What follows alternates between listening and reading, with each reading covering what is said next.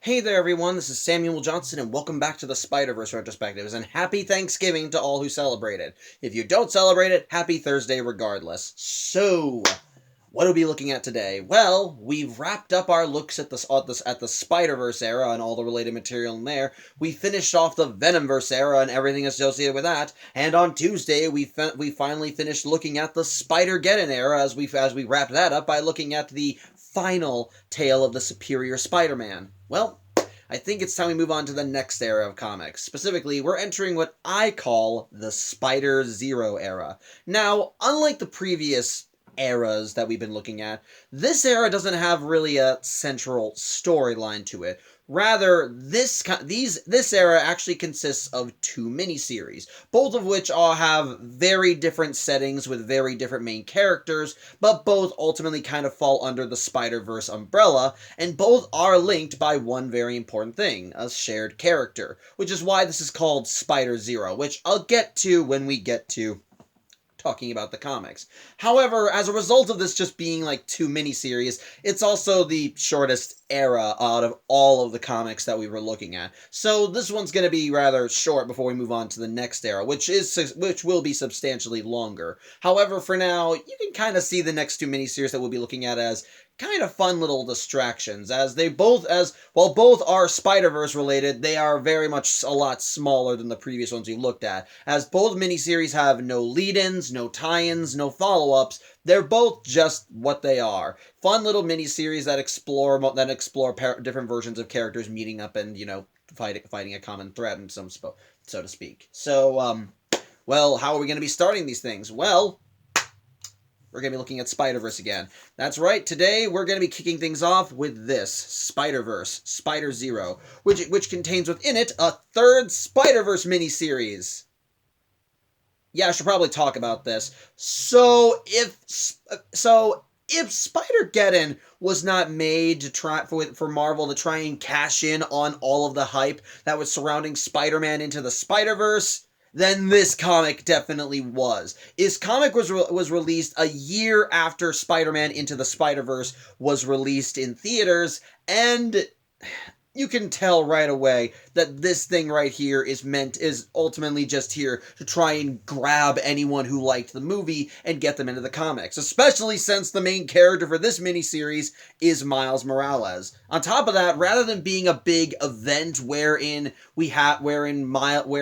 Miles is teaming up with a bunch of other Spideys from across the multiverse to face some big threat, the main thing is just Miles bopping around the multiverse, just meeting up with different spider people, some of which are familiar, some of which are not. It's basically just a fun little road trip series, a Spider-Man equivalent of Sliders, so to speak. So there's really nothing too big in the miniseries. Hell, if you want even further proof that this comic was made to try and cash in on the popularity of Into the Spider-Verse, this is the cover art for issue 1.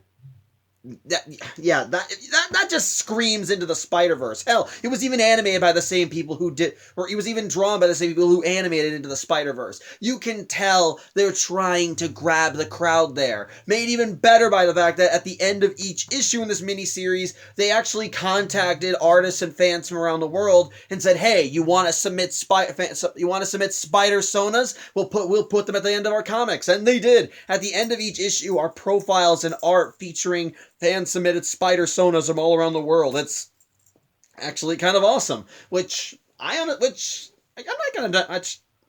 kind of just going off on this one. The point is, basically, this whole series is here to try and cash in on the Spider-Verse for craze and basically just do it in a way that's more easily accessible to the public. But with that said, does this mean the miniseries is a waste of time? Is it just there to try and capture a zeitgeist and while it's still good? Or is it more worth your time? Or is it actually a really good miniseries that you should invest more time into even now? Well, let's take a look at it and find out. As today we'll be taking a look at the third run of these... we're looking at the third Spider-Verse miniseries, which of course kicks off with Spider-Verse Volume 3, Number 1. And the issue actually begins with Miles fighting supervillains. Basically, we see Miles duking it out with a supervillain called 8-Ball, whose big gimmick is that he literally has an 8-ball as his head.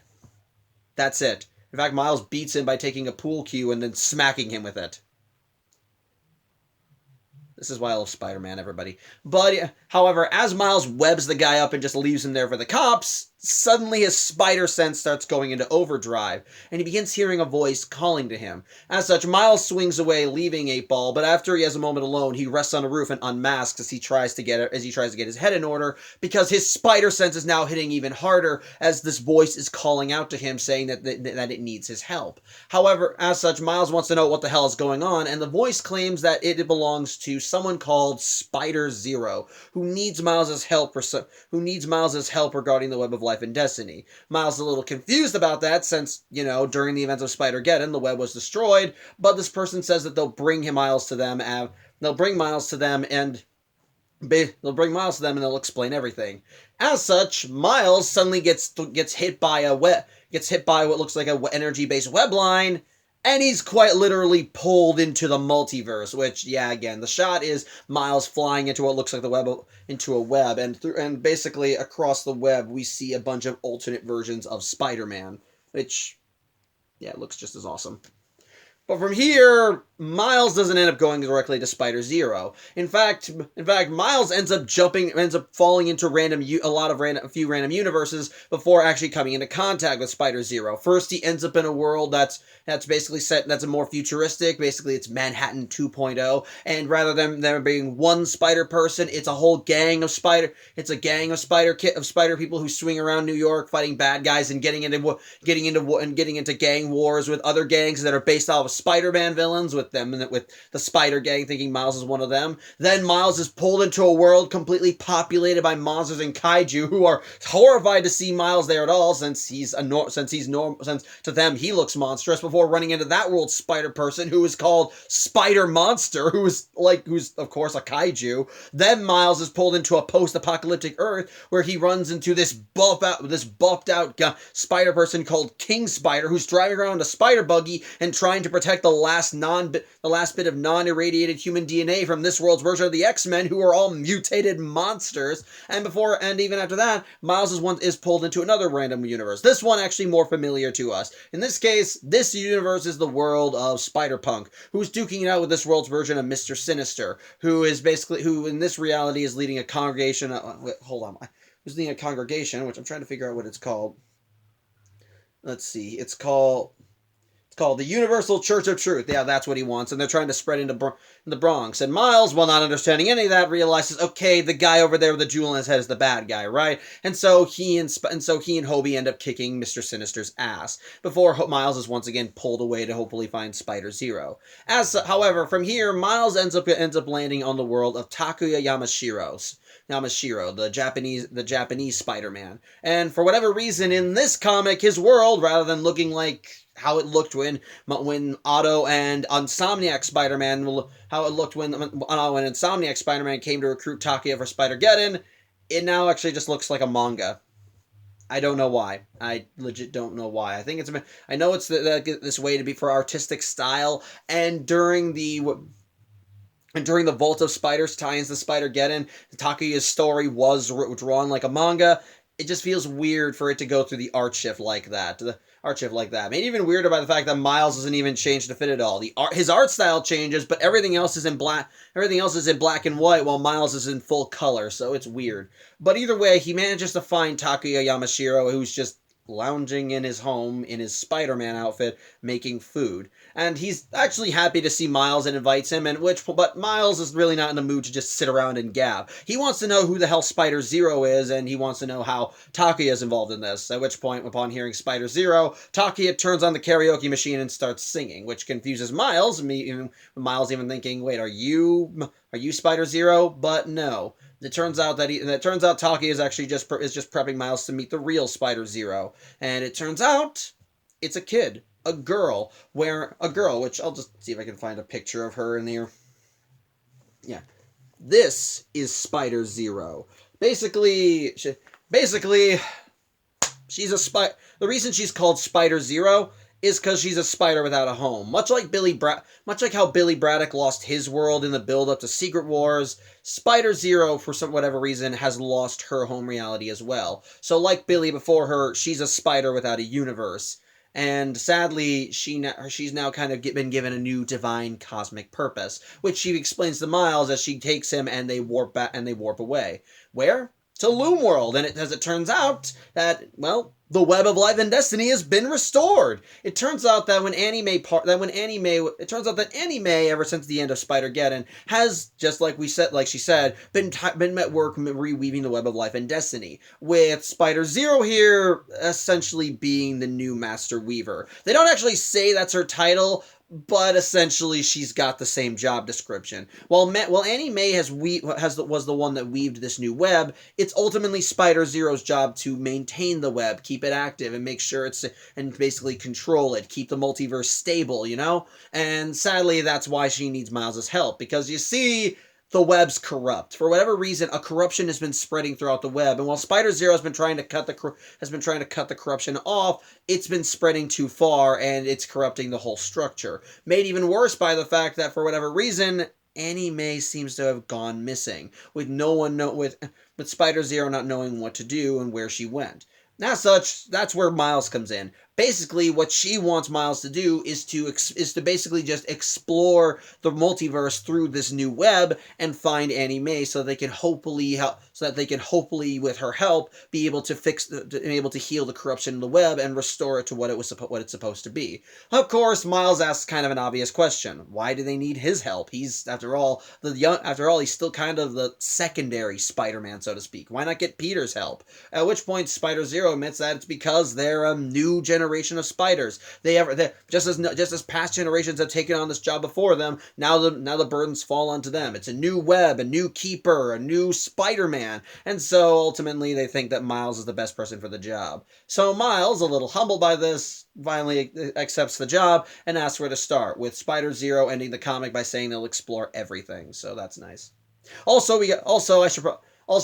to talk about the Spider-Sonas in the back of each book. Why? Because it's more excuses to talk about different Spider people, and I love talking about alternate Spider people. Plus, these are fan-submitted Spideys. That's gonna be always pretty cool. And at the end of issue 1, we got 3. The first is Spider Requiem, who is a dancer who not while having the typical repertoire of spider powers can also make little puppets that she can control in battle. The next is the Spinster, who is a kind of a Victorian kind of spider person who, while having a lot of the same powers as spider people, can also listen in on conversations through her hair.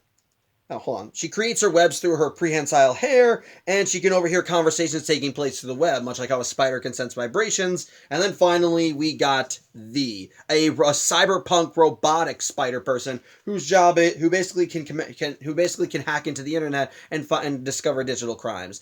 Which, yeah, that's all really cool. So I dig them all. I like. Hold on. I do need to keep this up because I do need to remember them all.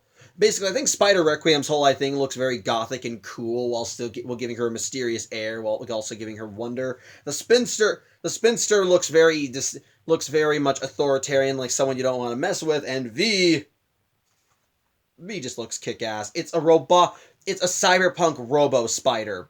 That's awesome. That's just awesome. So there you go. That's my thoughts on them. But what are my thoughts on this first issue? It's okay. Yeah, I don't like saying that for the first issue of this run, but I think that's really all I have to say, because sadly, this first issue is very bare bones. Basically, this whole first issue exists for one purpose and one purpose only: to introduce the premise for the miniseries. There's nothing really too big about this issue. We don't really get a lot of character development or seeing Miles start getting into the job. It's literally just there to help showcase what the major conflict's going to be and what Miles is going to be doing throughout the story, which, to be fair, that's what a first issue should always do. It should it should introduce you to what's going to be happening in the series and basically just establish how things are going to be going from now on, which the first issue does well, or does fine, as we got a taste of what Miles is going to be doing after with the first issue having him bopping between random parallel universes, and at the end he was told, okay, you're going to keep doing that because you need to find Annie Mae Parker, who has gone missing. And so again, it's just all here to get you used to the premise of the story and let you know what we're going to be seeing for the rest of the miniseries. So, and to be fair, that's still cool. I do like that. I love the idea of, like, again, one of the reasons I love the Spider-Verse comics is, again, just but seeing all these different random parallel realities and alternate continuities, seeing the different versions of characters we know in those parallel universes, and seeing how their lives are like and in these different worlds, how they develop as superheroes and as people given the different circumstances. And Spider-Verse is no exception in that regard. And having a whole mini-series surrounding that, I think it's fun. I especially like that the whole reason we're having these team ups isn't because there's a larger crisis on standby. It's in this case it's a crisis, but it's not a big one that requires having all the Spideys of the multiverse teaming up yet. It's basically just a search and rescue mission. One of their own, who is a very important Spider person, has gone missing, and so Spider-Zero recruits Miles so that he can go across the multiverse and see if he can find her. I like that. I think that actually is cool. And I'm a sucker for just universe bopping stories. I watch Sliders. I think it's a good show. So pretty much just translating that into Spider-Man and having Miles just go from random universe to random universe, meeting those world's spider people and helping out where he can. I dig it. It's fun. I like that. And I will not deny, the first issue of seeing Miles jumping between the different random universes, it's cool. It's a nice little hodgepodge. I like seeing the spot. I like seeing him swing around Manhattan 2.0 with the Spider Gang, which I thought was nice. I liked seeing him fly into the monster world and briefly cross paths with Spider Monster. I liked seeing him briefly meet up with King Spider in the post-apocalyptic world, which even when he was in that world, he tried to tell Spider-Zero not to take him because, well, King Spider needed his help, though King Spider shoot him off because he said you got a heroic heart, but you're probably not good for. But this environment's probably not good for you. You need to go and do your thing somewhere else, because he knew that Miles had another business. And of course, it's still cool seeing Hobie again. And then when it came to Takuya again, it's weird to have the art chip, but it's still kind of cool seeing him be involved in Spider-Verse related stuff. So I dig it. It's just that for the first issue, what you see is what you get. There's really nothing too deep with the first issue here. There's no real major story that's done here beyond introducing the setup for the rest of the miniseries. We don't really, which is disappointing in my opinion. Like, for starters, like when Miles was jumping between each of the random parallel universes, we didn't really get a lot from each of them. We got like little snapshots of each world so that we can see the situation in each one. And I'll give credit; each of them had very unique and different situations, which I'd love to have explored on. But that's the rub. I'd love to see them expanded more, but what we had was just little snapshots little snapshots, which is a consequence of the fact that Miles was just being pulled from random universe to random universe until he could come face to face with Spider-Zero. And as a result, while we're shown these honestly unique and interesting premises for parallel universes, we're not really given enough time to expand on them, learn more about these worlds, spend time with the people and Spideys of these worlds, because ultimately Miles is needed elsewhere. So it's just there and then it's gone, which I think sucks. It could have used more time in each of those worlds and make them more interesting, and yet it's just a quick drive-by. The only universes that don't fall into this category are Spider-Punk's world and Takuya's world, but those only get passes because we've seen those worlds already. We've met and conversed with the Spideys of those worlds in previous storylines. So we already know a lot. We already know enough about those worlds. There's no need to expand on them because they've already been expanded on. But those first three worlds, I'd love to see more shit with the Spideys of those worlds. See how their situations are. Maybe have a story centered on them. But no, they're literally just hi, Spider-Man, and bye. That's it. It's annoying. And sadly, that same problem also goes with Spider-Zero herself. Like, the very first issue establishes that she is the new master, that she's essentially the new rough equivalent of the Master Weaver. She's the one in charge of the new web of life and destiny, and it's her job to maintain it so that nothing goes wrong. Basically, exactly what Karn and the original Master Weaver did when they were guarding the web. Just keep the whole thing in line and under control. The only problem is we know nothing about Spider-Zero. She's literally introduced first in this miniseries, and we're not even really told anything about her. All we're told is that she's a spider without a world.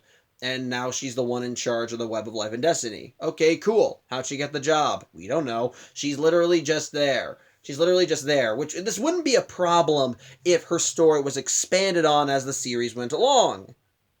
But it isn't. Literally, again, the only equivalent we get of her losing her. Literally, the most that we get for her story is that we learn she lost her world, which is tragic, but I think I would still love to learn more about who she is as a character and why she was pulled in to suddenly become to be the new Master Weaver, and so to speak. So I would love to learn more about that. It's just that she's just introduced to us out of nowhere, said, "I'm the one in charge of this thing, so I need your job so I need you to handle this." I just thought I would be like, okay, so what's going on here? What's going on here? How'd you get this gig? I just like to learn more, is what I'm saying. And the fact that, and ultimately, throughout the rest of the miniseries, her story isn't expanded on that much until the final issue, which I think is kind of disappointing. I feel like we should have just had more time to expand on it, which is not real, which ultimately we don't get. We just get a quick drive-by of what you can expect for the rest of the Spider-Verse miniseries, which in itself isn't bad, because, again, it establishes exactly what you're in for this book. You're going to be having Miles jumping and bopping between random parallel universes, meeting those World Spider people and helping them out when needed, and all the while trying to look for Annie Mae Parker in the process. That is what we're going to be. That is the main premise for the book from this point on. And again, the first issue, it does a good job at kind of giving you a brief taste of all the adventures that we're going to be having. It's just that in terms of actual giving us time for things to settle and for us to learn more, it could have been better. It genuinely could have been better. It's not awful. It's not an awful beginning, but it's not a great one either. It's just, at the end of the day, passable. It's just a passable beginning. It's there to give. It's just here to let you know what you're in for, and that's it. So yeah, that's really all I have to say. So. Again, I'm sorry if this makes me sound more cynical than I want to be when it comes to this miniseries, but again, as first issues go, this one could have been a lot better. It could have been a lot worse, I will admit, but it also could have been a lot better. That does not mean, though, that the rest of the miniseries carries with this trend, because once you actually get into the premise of everything, it suddenly gets a lot more fun. And we see that as early as the next issue, because, well, when we come back on Saturday, we're going to be seeing Miles jumping through the multiverse. And, well, the first Spidey that we get to see him run into, well, it's a very familiar, very sweet aunt of ours. One who is ultimately ready to duke it out with a much more twisted version of herself. So, till then, I hope you have a good Thursday. Have a happy Thanksgiving. I hope you're able to stuff yourself till you can't walk anymore. And as always, take care.